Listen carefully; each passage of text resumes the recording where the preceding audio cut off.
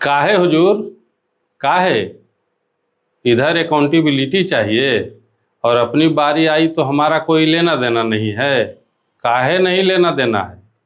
और नहीं लेना देना था तो काहे इतना रायता फैला दिए? और अब जब फैला दिए हैं तो अकाउंटेबिलिटी लीजिए और साफ सफाई में मदद कीजिए। दोस्तों, आज द बिहार रिवील में हम सिर्फ अकाउंटेबिलिटी की ही बात करेंगे। आज जिस तरह के हालात चल रहे हैं देश में कि अकाउंटेबिलिटी को भी डर लगने लगा है, और डर लगना भी चाहिए। बताइए ना, लोग अपने हिसाब से इसका मतलब भी बदल दे रहे हैं। अब देखिए, कॉकरोच जनता पार्टी के नेतृत्व में हुए छात्र आंदोलन में यह शब्द सबसे ज्यादा सुनाई दिया। सब कह रहे थे अकाउंटेबिलिटी लीजिए और इस्तीफा दीजिए। नीट का पेपर लीक हुआ तो इसमें जवाबदेही तय होनी चाहिए, इसमें किसी को कोई आपत्ति भी नहीं है।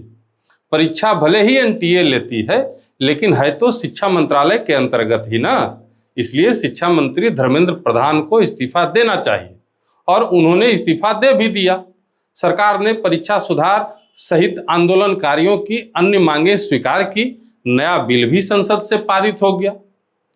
अब एक और अकाउंटेबिलिटी की बात कर लेते हैं। इस आंदोलन के दौरान हुई तथाकथित पुलिस ज्यादती को लेकर अकाउंटेबिलिटी की बात हो रही है। कांग्रेस सहित अन्य विपक्षी दल लगातार इसकी चर्चा कर रहे हैं। अब दिल्ली पुलिस गृह मंत्रालय के अधीन है, तो पुलिस की कार्रवाई पर केंद्रीय गृह मंत्री अमित शाह की अकाउंटेबिलिटी बननी ही चाहिए। सो संसद में उनके इस्तीफे की मांग भी उठ गई। विपक्ष का आरोप है कि छात्रों पर अत्यधिक बल प्रयोग हुआ, विशेषकर पैलेट गन का इस्तेमाल किया गया, ये आरोप है। बिहार में AK-47 से गोलियां चलाई गई, ये भी आरोप है। ऐसे में अमित शाह को इस्तीफा दे देना चाहिए, अकाउंटेबिलिटी लेनी चाहिए। लेकिन इस कहानी में ट्विस्ट तब आता है बॉस, जब सरकार भी अकाउंटेबिलिटी की बात कर देती है। तब एकदम से हालात बदल जाते हैं, जज्बात बदल जाते हैं। जैसे ही आंदोलनकारियों की तरफ से हुई पत्थरबाजी, तोड़फोड़ और पुलिस कर्मियों पर हमले की बात होती है, अकाउंटेबिलिटी की स्पेलिंग वही रहती है, लेकिन परिभाषा एकदम से बदल जाता है। जवाब आता है, हमारा उनसे कोई लेना देना नहीं। कॉकरोच जनता पार्टी हो या विपक्ष, जिनसे भी पूछिए वही कहते हैं, हमने आंदोलन का समर्थन किया था, हिंसा का नहीं। हमारा उनसे कोई लेना देना नहीं।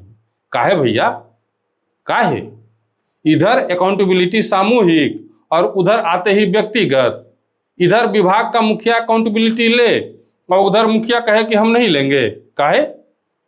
जब आंदोलन का नेतृत्व आपने किया, लोगों को आपने बुलाया, मार्च का रास्ता आपने तय किया, मंच और नारे आपके थे, जीत का श्रेय भी आपने लिया, तो हिंसा की अकाउंटेबिलिटी किसकी होगी? केवल इतना कहकर आप बच नहीं सकते कि पत्थर फेंकने वाले हमारे नहीं थे।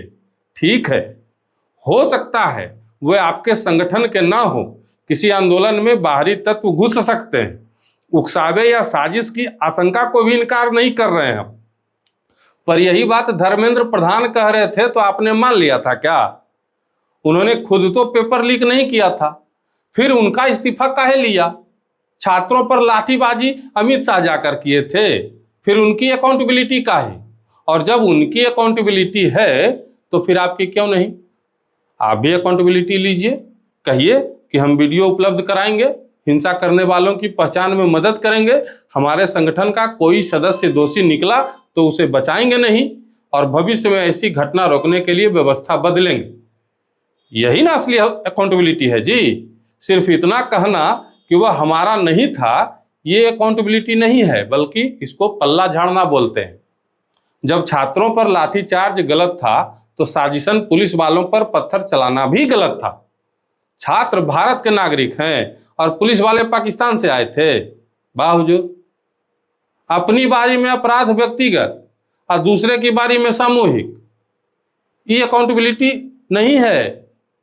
इस सुविधा के हिसाब से चलने वाला राजनीतिक कैलकुलेटर है। कॉकरोच जनता पार्टी ने सरकार से जवाबदेही मांगी, अकाउंटेबिलिटी मांगी, सही किया।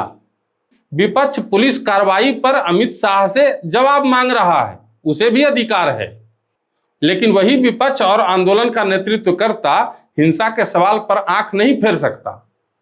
सिर्फ यह कह देने से काम नहीं चलेगा कि हमारा इससे कोई लेना देना नहीं।